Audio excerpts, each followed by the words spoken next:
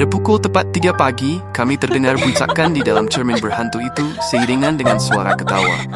Kami merasa ketakutan dan ingin keluar dari kawasan itu.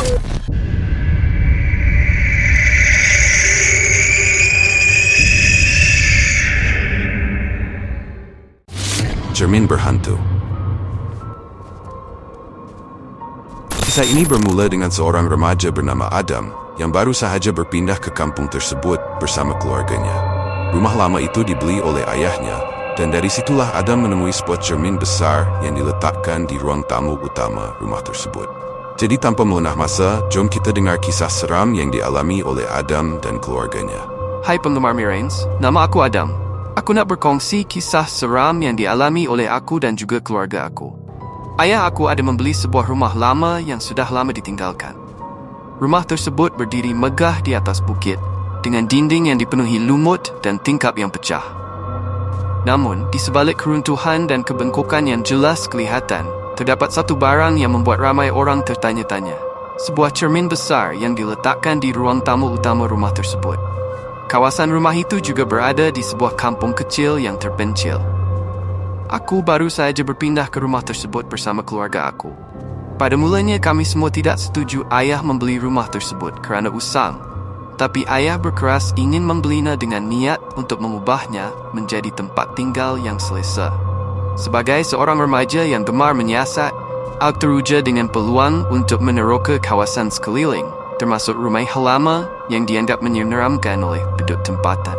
Semasa aku sedang menjelajah seluruh kawasan rumah, aku terserempak dengan cermin besar yang berdiri di sudut bilik. Cermin tersebut dikelilingi dengan ukiran kayu yang halus tetapi kelihatan usang. Aku pun mendekati cermin itu, merasai aura yang aneh dan menarik. Aku pun memandang ke dalamnya, dan seketika itu, bayangannya tampak bergetar, seolah-olah cermin itu bukan sekadar kaca biasa. Sejak hari itu, aku seringkali merasa gelisah apabila berdepan dengan cermin. Pada suatu malam, aku terbangun dari tidur, kerana terdengar bunyi yang pelik dari ruang tamu. Jika aku melangkah ke bilik itu, aku melihat cermin itu bersinar samar-samar dalam kegelapan.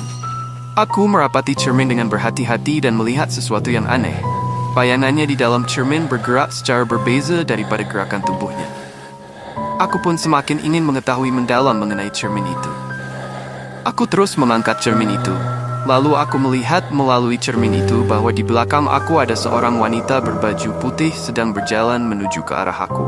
Semakin aku melihat cermin itu, semakin dekat kedudukan wanita itu, dan laju pergerakannya mendekati aku. Aku dapat melihat lebih jelas muka wanita itu pucat seperti ingin mencekik aku.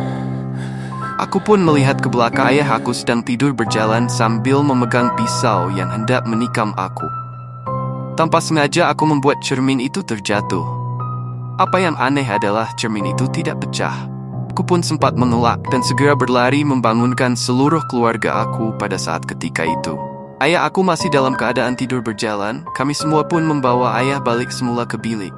Sejak kejadian semalam, aku dan sekeluarga semakin ingin mengetahui tentang cermin tersebut. Kami pun melakukan penyelidikan tentang rumah dan mendapati bahawa rumah itu dahulunya milik keluarga yang kaya raya.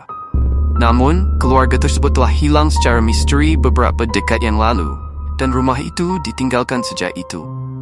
Tiada siapa yang tahu apa yang berlaku kepada mereka, dan cermin itu adalah satu-satunya barang yang tinggal. Apabila mengetahui hal tersebut, ayah aku mengambil keputusan untuk membawa pakar mistik untuk berhubung dengan roh yang ada di dalam cermin itu. Kami terpaksa menunggu beberapa hari kerana pakar mistik itu masih di luar kawasan. Pada suatu malam, aku dan seluruh anggota terdengar bisikan dari dalam cermin. Suara itu memanggil nama kami silih berganti dengan nada lembut tetapi mengerikan. Kami berusaha untuk tidak peduli dan bersiap siaga jikalau benda aneh berlaku. Pada pukul tepat 3 pagi, kami terdengar buncakan di dalam cermin berhantu itu seiringan dengan suara ketawa. Kami merasa ketakutan dan ingin keluar dari kawasan itu. Pada keesokan paginya, pakar mistik pun datang dan coba melihat keadaan rumah. Pada masa yang sama, kami pun mendapat petunjuk setelah pakar mistik berhubung dengan roh itu. Lalu kami menemui sebuah buku lama di loteng rumah yang menceritakan tentang cermin tersebut. Buku itu menyebut bahawa cermin itu bukan sekadar hiasan, tetapi sebuah artefak yang menghubungkan dunia nyata dengan dunia lain. Dunia yang dipenuhi dengan roh dan entiti yang tidak dapat dilihat oleh manusia biasa. Setelah mengetahui tentang cermin tersebut, kami sekeluarga bergegas kemas untuk keluar dari rumah tersebut. Selain cermin itu, pakar mistik itu juga berkata rumah ini juga kepunyaan roh-roh yang ada di dalam cermin itu. Sekiranya kami tidak keluar dari rumah itu, berkemungkinan kami yang dijadikan tumbal untuk roh tersebut. Tanpa melengah masa, kami bersiap-siap berkemas untuk keluar dari kawasan tersebut. Semasa kami mengemas barang, ayah aku terlihat sangat mengantuk dan ingin berehat, tetapi kami tetap bergerak dengan lebih pantas. Setelah kemas, kami segera membangunkan ayah kami yang masih sangat mengantuk. Kami pun pergi dari kawasan yang menggerikan itu. Sejak itu, aku merasa trauma bila berdepan dengan cermin.